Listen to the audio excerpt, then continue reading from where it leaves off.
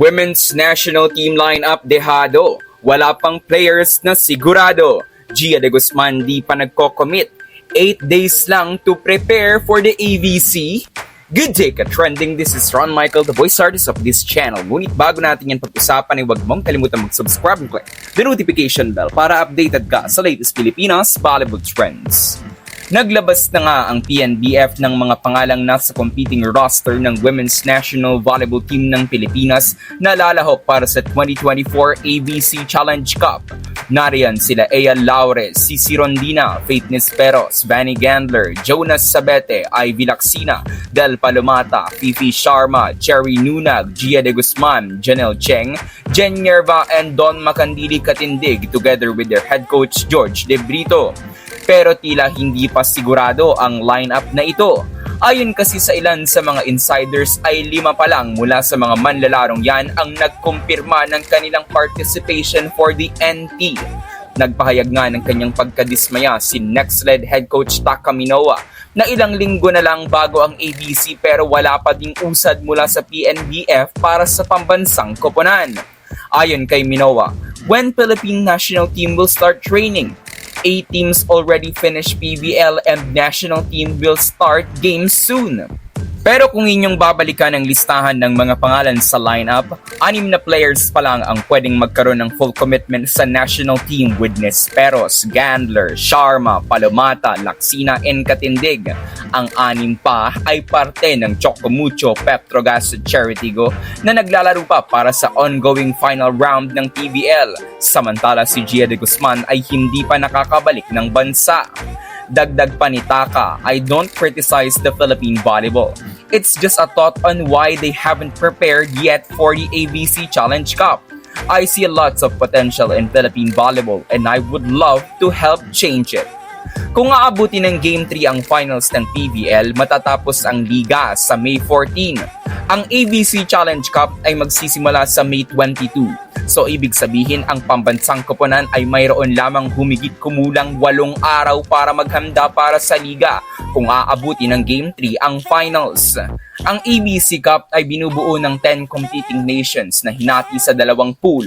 Nasa Pool B ang Vietnam, Indonesia, Kazakhstan, Singapore at Hong Kong. Samantala nasa Pool A ang Pilipinas at makakalaban nila ang Chinese Taipei, India, Iran at Australia. Paano makakapalag ang Pinas sa mga hindi birong bansang yan kung wala pa sa 8 araw ang preparasyon ng girls? Bukod pa sa kaunting panahon para mag-ensayo at maghanda, magiging issue din ng national team ang tila bunging lineup. Kung inyo ulit titingnan ang mga pangalang nasa roster, walang natural opposite hitter at middle blocker 1. Nakakapagtaka dahil sa dami ng talented natural opposite hitter sa PVL, bakit walang kinuha dun ang national team? Tila nga na boycott ang mga tulad nila Tots Carlos, Trisha Tubu at Mylene Paad. Sa mga middle blockers naman na nasa lineup, wala sa kanila yung kayang mag-execute consistently ng isang running attack na may mataas na porsyento tulad nila Pangs Panaga at Madi Madayag. Kalimitan sa mga spike options nila Lacsina, Palomata, Sharma at Nunag ay A or B quick lang. At kapag tumakbo na sila for a slide attack ay walang kasiguraduhan na kaya nilang magtala ng mga puntos. Pagdating naman sa mga open hitters, consistency at defense ang magiging issue natin. Kayang bumomba nila Cici Rondina at Ea Laure, pero kapag nabantayan na sila ay posibleng mawala sa scoring options ng bansa ang dalawa. Si Jonas Sabete naman ay medyo dehado pagdating sa late games.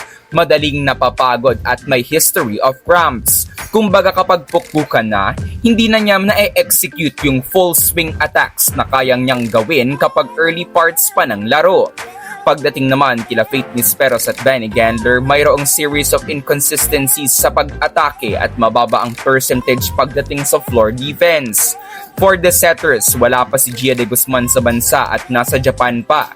So paano kung hindi pa siya uuwi at i-extend ng Denso ang kanyang kontrata? Janelle Cheng will be our lone playmaker. Pagdating naman sa libero ay mukhang dito nanigurado ang PNBF dahil kinuha nila ang top 2 liberos ng Pro League with Nerva and Katindig.